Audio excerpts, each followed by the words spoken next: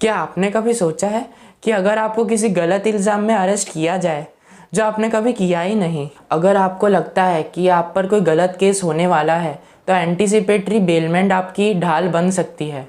मैं हूं आपका दोस्त दीपक और स्वागत है आपका मेरे चैनल द ब्रेन डाइजेस्ट में। एंटीसिपेटरी बेलमेंट एक लीगल कॉन्सेप्ट है जो हमें फ्यूचर में होने वाले अरेस्ट से पहले ही सुरक्षित रखता है।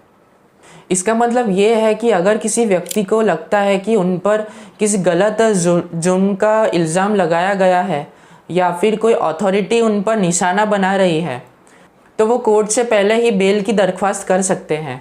एक उदाहरण में समझते हैं। इमेजिन करिए को एक बिजनेस डील के मामले में गलत तौर पर उस पर इल्ज़ाम लगाया गया है और उनको ऐसा लगता है कि अथॉरिटीज़ उसको गलत तौर पर अरेस्ट कर सकती हैं।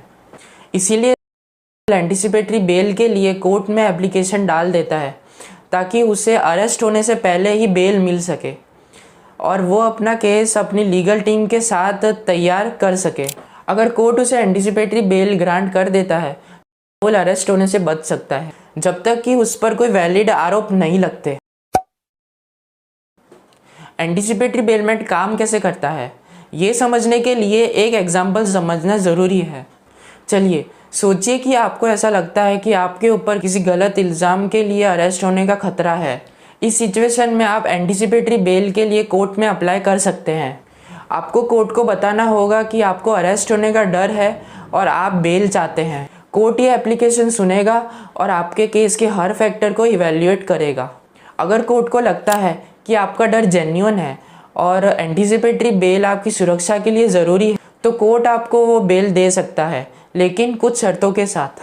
ऐसे में अगर आप अरेस्ट होने की स्थिति में भी होते हैं तो आप बेल के साथ रहते हैं जब तक कि केस के खिलाफ कोई चार्जेस फॉर्म ना हो जाएं।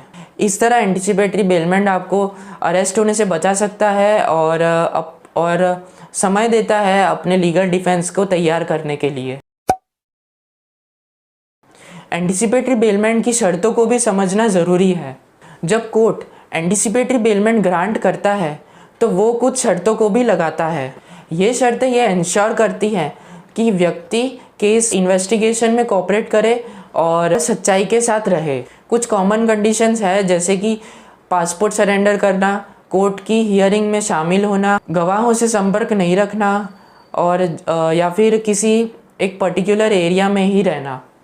अगर व्यक्ति इन शर्तों को फॉलो नहीं करता है तो उसकी बेल कैंसिल हो सकती है और उसे उसी टाइम अरेस्ट किया जा सकता है। एंटीसिपेटरी बेलमेंट के कंडीशंस को समझना ज़रूरी है और उसे फॉलो करना भी ज़रूरी है ताकि आपका लीगल प्रोटेक्शन बना रहे।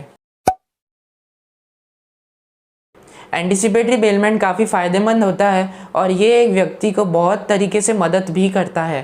पहला है relief for unnecessary arrest. Anticipatory bailment व्यक्ति को गलत तौर पर अरेस्ट होने से बचाता है। दूसरा है time to prepare legal defence. Anticipatory bailment व्यक्ति को लीगल डिफेंस तैयार करने का समय देता है बिना कस्टडी में रखे। व्यक्ति को एविडेंस जमा करने से लेके लीगल सलाहकार से मिलने का मौका मिलता है। तीसरा है protects liberty of a person. Anticipatory bailment व्यक्ति के मूल अधिकार जैसे कि आज़ादी और बिना गलत तौर पर डिटेंशन के रहने की सुरक्षा भी देता है। इससे व्यक्ति को अपने अधिकार का सम्मान मिलता है। एक बहुत ही इम्पोर्टेंट केस लॉ है एंटीसिपेटरी बेलमेंट के कॉन्टेक्स्ट में, जो है Gurbaksh Singh Sibia versus state of Punjab. इस केस ने ये क्लियर किया कि एंटीसिपेटरी बेलमेंट एक ऐसा टूल है जिससे व्यक्ति की आज़ादी को प्रोटेक्ट किया जा सकता है अगर उन्हें लगता है कि उनके ऊपर कोई गलत केस कर सकता है। इस केस ने ये क्लियर किया कि एंटीसिपेटरी बेलमेंट एक ऐसा टूल है जिससे एक व्यक्ति की आज़ादी को प्रोटेक्ट किया जा सकता है अगर उनके ऊपर कोई गलत तौर पर केस किया जाए तो आज हमने देखा कि एंटीसिपेटरी बेलमेंट क्या होता है और इसे अप्लाई कैसे करना है, इसकी शर्तें क्या हैं और इसके बेनिफिट्स क्या हैं। अगर आपको ये वीडियो पसंद आया है तो लाइक करना मत भूलिए, शेयर कीजिए और चैनल को सब्सक्राइब कीजिए। मिलते हैं एक नए टॉपिक के साथ।